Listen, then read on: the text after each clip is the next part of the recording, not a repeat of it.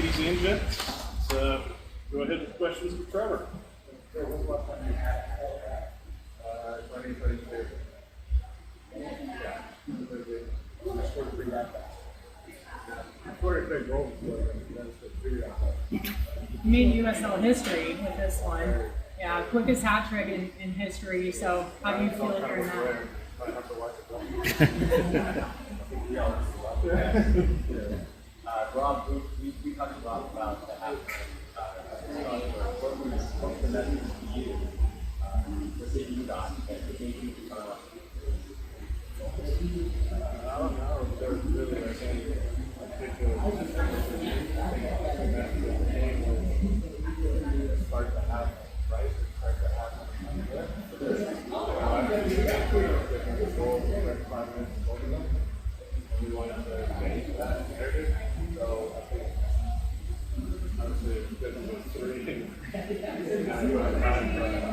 think starting with half of them.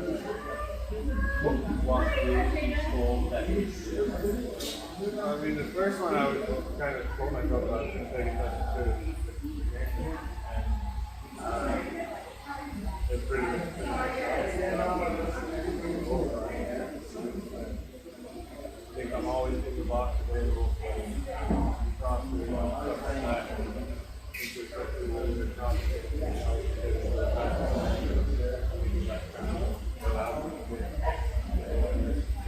Was there anything they weren't doing after the first goal that made it right for them? Yeah. I don't know. I just kind of was in the zone and just kept that going. I talked about the good more opportunities. I don't know what happened.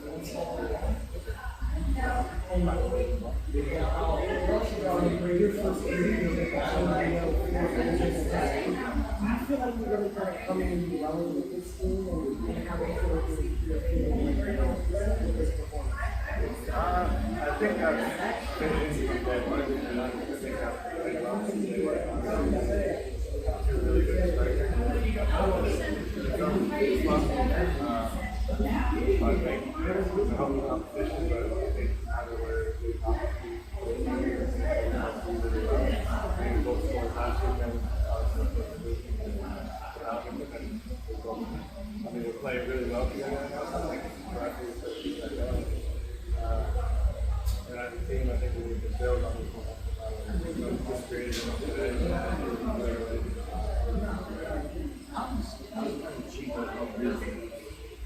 I think it helps in terms of finding space between the box, around the box, getting opportunities to score. Because if defenders follow me, then he's open to keep them score. Or if defenders follow him, and they don't keep score, then maybe I'm open. Maybe like a kind of defense.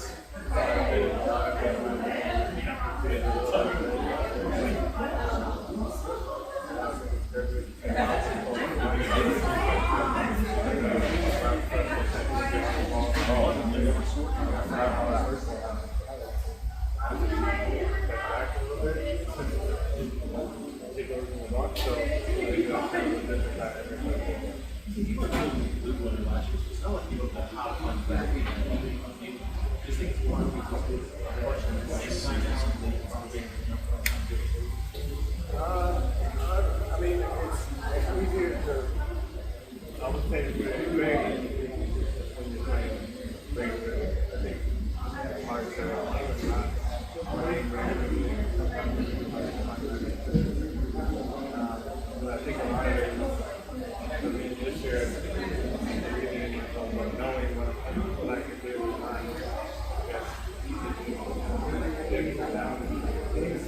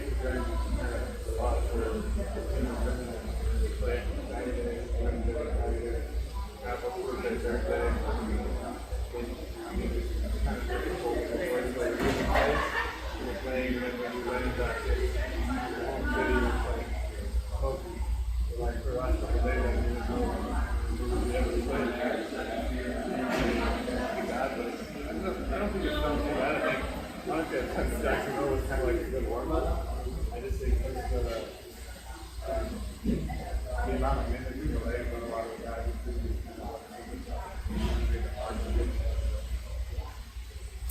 get. You like early kickoffs? Or it doesn't matter? I think we'll ask this question all the time. I prefer like the nighttime games. Yeah. Just because you kind of get the whole day. Like I hate waiting for the game. Right. Don't get me wrong. But then you get the whole day to kind of go through your routine, prepare. Like I don't like waking up at 7:30. I gotta be able to like have a normal breakfast. But I think Worked out good for you today. it's probably the best smoke to pick up.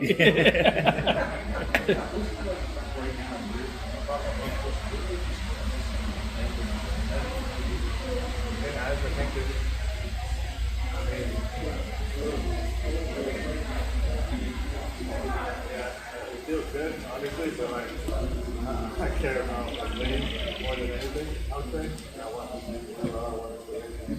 I would prefer me and people will be better if we both have 15 goals at the end of the day.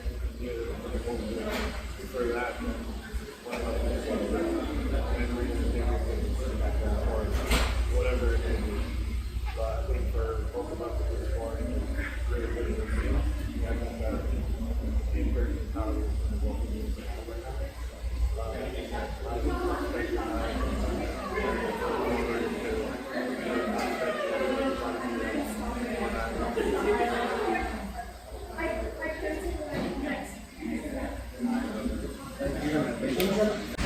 Honestly, the message was, well, a couple of things. We've given up in the last 3 games goals right out of the second half, so we gave up one against Brooklyn and another one against Jacksonville. So it was make sure we start properly. Whatever it takes, whether you guys have to say to yourselves in the middle, but make sure we start properly. That was kind of the last thing I said. I think the main thing I said was like, this is exactly what we expected from Louisville and the game. It was both teams playing a bit more direct. A lot of loose balls, a lot of second balls. Like, who can have that little bit of composure to get it down and play? And then who's just going to like concentrate for 90 minutes? Like, there was a lot of guys looking really tired before half time. And I'm like, boys, we'll empty the bench if we need to, but like make sure that we don't switch off and we make the lazy back to play. To be fair, the guys came out flying nice. Obviously, it's never going to be that nice, 3 goals in 5 minutes, but just the intensity that we started with, and then so proud that we just kept going. Like, we kept pressing, we kept staying on the front foot, didn't really drop off. I think at any point, it made it difficult for them to get back into the game. So I'm really proud. Trevor Amann made history. Oh. No, you're good. I was just going to say, Trevor made history, 3 goals, 3 minutes and 27 seconds actually. So that's the fastest hat trick in USL history. What does he bring to your club? And obviously he's a newer addition. Just how has he grown with you guys? Yeah, I mean, Trevor's a finisher, so you always want him to create a goal. He's also had a bye this time this year as well. Like, Chico's played a lot of minutes and Trevor's kind of generally been off the bench and started the game here and there. So it says a lot about his mentality and his character to kind of stick with the process. He started 3 games in a week as well, so it's like he's gone from like barely starting any games to now starting 3 games in a week, scoring 4 goals. So super happy for him.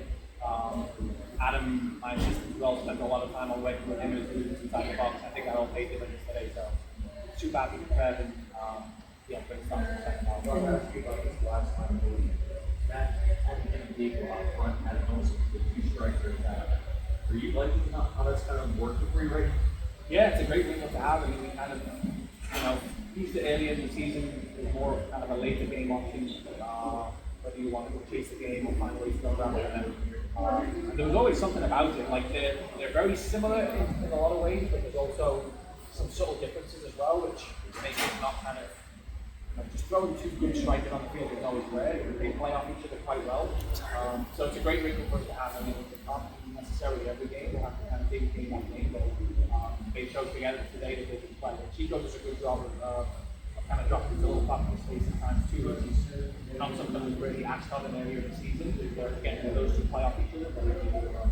And with Trevor having a more marginal goal, like you said earlier in the season, what has kind of helped you come into your zone last week against Goblin here today? I think, again, give big credits like to kind of sticking with it. It's not easy when you're not playing, especially for a striker who kind of want you to get an opportunity to get a goal spent the majority of last season kind of coming off the bench and didn't score many goals. So to see him kind of keep chipping away, that was one of the things he and I talked about when he signed back in January. Was we're going to make sure we get you plenty of minutes on the field and plenty of opportunities. Maximize those when you get them. This match and this condition, talk about how you prepped for it yesterday and indoors, and then through the first half. You talked about the adjustments, but just really yeah, I think it's obviously nice to have the indoor facility yesterday. It probably wasn't safe to train outside.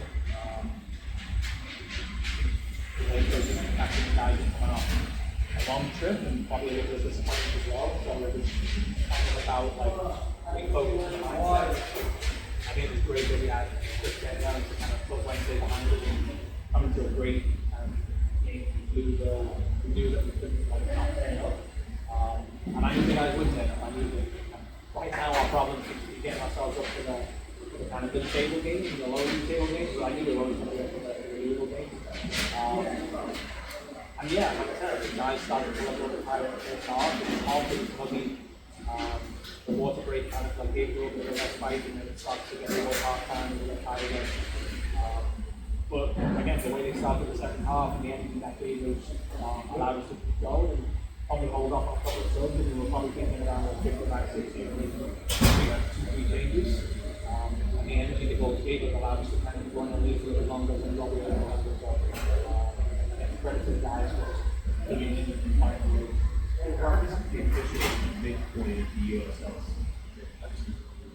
How much kind of value of where you're at after the first half? What kind of stood out? Yeah, I've said it a few times, it feels like so much has happened just in 15 games, and obviously some cup games in there as well. I think we've really kind of nailed down what our identity is now, who we need to be, who we are kind of moving forward. Again, now it's just being consistent, finding ways to put this type of performance on and score goals week in, week out, not just on the big stage against the big teams, but finding ways to string wins together. I think that's the next kind of step for this group is, yeah, I know we're always going to turn up to the Louisvilles and the Charlestons and the Panthers, we're always going to be big and there for those teams, but you've got to take care of the other teams too. Rhode Island will be a big game next week, we're not preparing for that one, and then we have another big game coming up for that. So just consistency, trying to string some wins and clean sheets and goals back up. Are you breaking this little curse against the university that when national TV audience, what Trevor was able to do? How do you feel? How do you tackle it? Yeah, it's the $1 million question right now that we have to try and follow this and move it forward. Again, it's really nice that we can now kind of have a little breather, a week between games, put last week behind us, the last 2 weeks behind us. Yeah, use this as a kind of pedestal to kind of work on. I know you said about moving the practice indoors. Was there any difference in preparation with an earlier kickoff at noon as opposed to 7? I mean, was it not really anything different? Yeah, I mean, we thought about it, but it didn't really change too much anyway. We actually trained at 11 yesterday instead of 12, just to kind of get the guys in and out a little bit earlier. But yeah, I think we're just very lucky to have a facility that we can do this at. Like I say, if we'd have not had the indoor, we probably would have just put them in the gym for 30 minutes and done some video. But we actually had a great session yesterday as well. It was a little bit of a shorter one, but you could tell straight away that the guys were responding from Wednesday. And even on a kind of match day -1 type session where it's generally a little bit slower, there was a lot of intensity, there was a lot of kind of energy and personality involved, so I kind of knew that was going to translate very How much are Aldi better? Aldi better? Aldi's kind of day to day. He's in the warm up some days, and I think he's just kind of feeling it out. He's really not far away.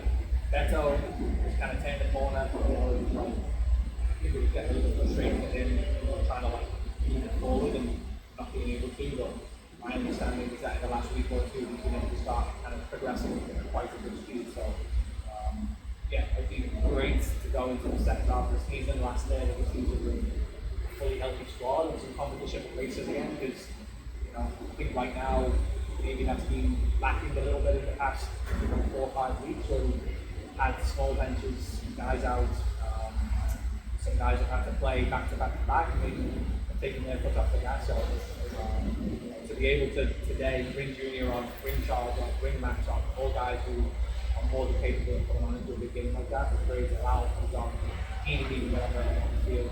To have a strong bench is great for the game. It will be huge to want to see. Yeah, Sam obviously came on Wednesday and just didn't feel 100%. So didn't feel like today getting a quick turnaround. Again, not really having trained, and kind of forced into Wednesday based on the fact of like 1 day of training. It wasn't ideal.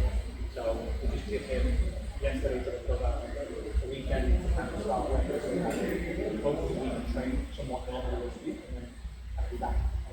But he's pretty much. Rob, what do you think as far as your once you get your full healthy squad? I know you said you have more competition for positions, but what are your expectations with a full healthy squad the way you've been playing?